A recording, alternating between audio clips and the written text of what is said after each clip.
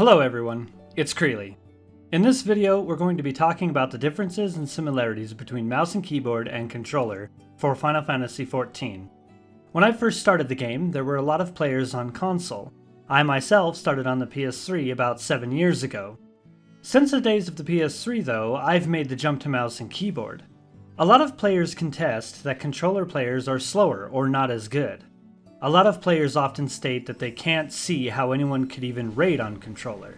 I actually raided in A Realm Reborn and Heavensward on console. The most fun were Extreme Trials, all of which I played on my PS3 and PS4. When I switched to PC in the first major patch for Stormblood, I was still using a controller. I did start to use mouse and keyboard shortly after. My first attempt at keyboard was in Heavensward though. I tried to play it like Final Fantasy XI, only using the keyboard. This video will hopefully give both the keyboard players and the controller players some insight into what the other one has or doesn't have, or maybe you yourself are thinking about using a different type of control for Final Fantasy XIV. Let's get into it. Starting with the basics of basics, movement and camera. For controller, you have the joysticks. Left stick moves your character, and the right stick moves your camera. For keyboard, WSAD moves your character, and the mouse, hold left or right click to move the camera. Essentially the same thing. Left hand moves your character, and the right hand moves the camera. Character movement is the same between the two, but it's the camera that most people will see a difference in. The joystick camera movement appears to be sluggish. That is usually the argument for controller being inferior. However, this can be fixed in the settings menu. It's called Camera Speed Stick. That adjusts the camera speed for controller. Slide that puppy all the way up and your camera speed will increase dramatically. While this will make the camera on controller more responsive or quick, the mouse will always be faster. The in-game sensitivity, the system sensitivity, and the DPI of the mouse you're using all affect the camera speed for the mouse and keyboard. Movement and camera are basically the same in my opinion. Sure, the mouse can whip their camera around faster than you can perceive, but that's not really useful. Targeting. Mouse and keyboard, you can just click on the thing you want to target. You can even right-click the target to initiate auto-attack or execute interaction. Simple enough unless you're trying to click an object or an NPC for a quest, and there are a lot of players standing directly on top of the NPC or object. There is, however, a keybind called Target Filters that allows you to hide player names. This allows you to click through players, pets, and minions. Hold your keybind and players be gone. Controller targeting, on the other hand, is a bit easier when it comes to mobs or NPCs and objects. You simply just press X on the controller. On controller, mobs, NPCs, and objects take priority. You can still target your bestie with X or A given there are no NPCs or mobs around. Targeting players is easier with the D-pad. Left and right allow you to cycle through all players and targets on your screen. In dungeons, trials, and other duty-related content, targeting for each is very different. For instance, on mouse and keyboard, you can click the party or enemy list as well as the player or mob themselves to change targets. Controller can't click like a mouse. Instead, they have target cycling, also known as tab targeting. Mouse and keyboard have tab targeting, however, controller's tab targeting system is unique. I call it sub-targeting. Sub-targeting is, in my opinion, amazing. You get to keep your current target while executing actions on a sub-target. For example, as a healer, you can sub-target a party member and give them an off-global heal or buff, all while maintaining that sweet green DPS uptime. I mentioned before that controller can't click on the party or enemy list. In using the D-pad for sub-targeting, they can use up and down to cycle through the party list, and left or right to cycle through enemies on screen. Mouse and keyboard may not have sub-targeting, but they can make use of a macro called mouseover. Mouseover lets you use abilities on targets you place your mouse cursor over. No clicking or changing targets required. You just need to make it a macro in order to do this. Ground targeting. Mouse and keyboard do this flawlessly. By default, the marker is locked to your mouse cursor. Then you click to place your AoE. Controller, on the other hand, you sort of have to look at where you want to place the AoE. You could use L1 plus a joystick, but you know what? Just use a macro with the macro target of target or me, and that solves that. I would have to say targeting on controller is as easy as mouse and keyboard, in terms of time and effort. With sub-targeting and the mouse over macro, there's nothing one has the other does not, really. There are a plethora of targeting settings for both to make it easy to get it how you like it. Hotbars versus crossbars. Mouse and keyboard with 3 hotbars, 1 through equals, shift 1 through equals, and control 1 through equals, have about 36 ability slots.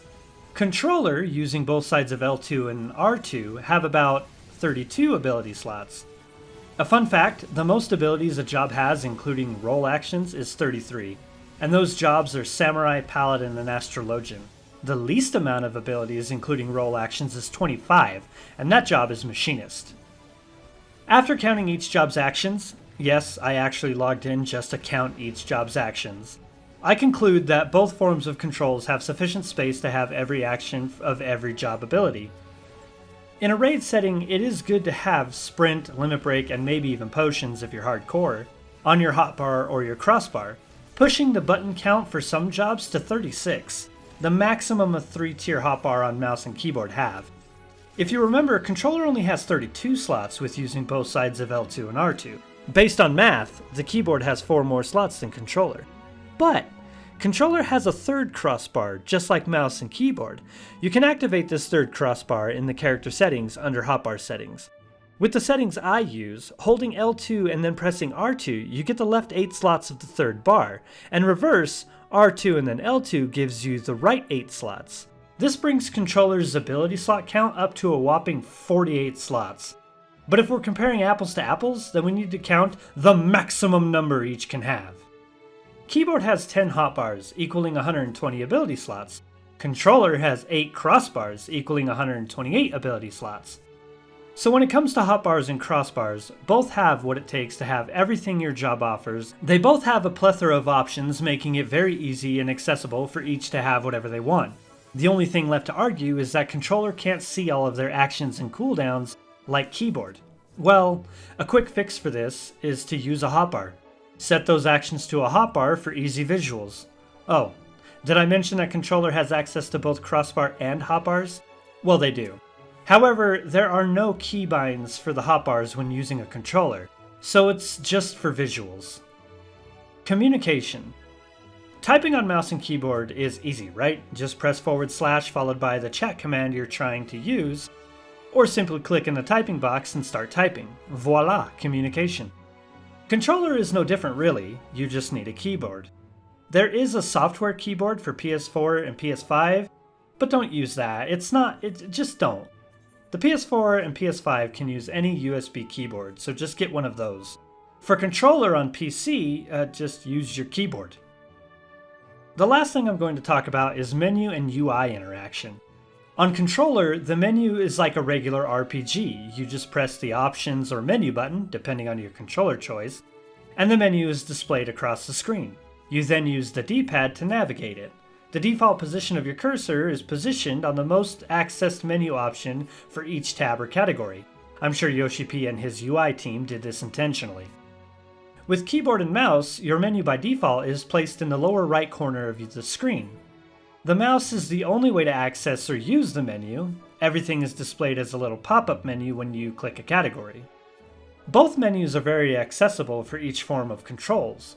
Overall, I would say that each has its own pros and cons, but are very good for each set of controls. I found out while making this video that you can actually swap menu types for each. The mouse menu actually works well for controller. The controller menu, though, does not work for mouse at all. There might be some keybinds I didn't mess with for that, but I didn't go digging for it. I found out after recording everything that the controller menu doesn't work with mouse. It does work with keyboard, however. You have to have a number pad and have the numlock key pressed. Then you can use the plus sign to open the menu. Numbers 2, 4, 8, and 6 act like a D-pad. They act like a D-pad in every way. It's crazy. UI interaction on mouse and keyboard is extremely easy. Click on what you're trying to interact with. Controller has a cycle-like format for clicking on the UI. By pressing the touchpad for PS4 and PS5, or the share button with the PS4 controller on PC, you can select a UI element to interact with. This does seem to be limited. I think I've covered all of the core differences and similarities between the two control types for 14. I have to admit, the opposite control type you're started with does seem awkward when you first try it. After all, when I switched to mouse and keyboard, I tried to play using just the keyboard.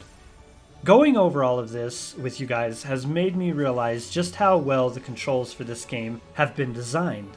Controller for an MMO is no small feat, yet the Final Fantasy XIV dev team seemed to have nailed it. If I had to choose a form of control, well, I don't. I started on controller 7 years ago and have spent the last 2.5 years playing mouse and keyboard. I can use them both.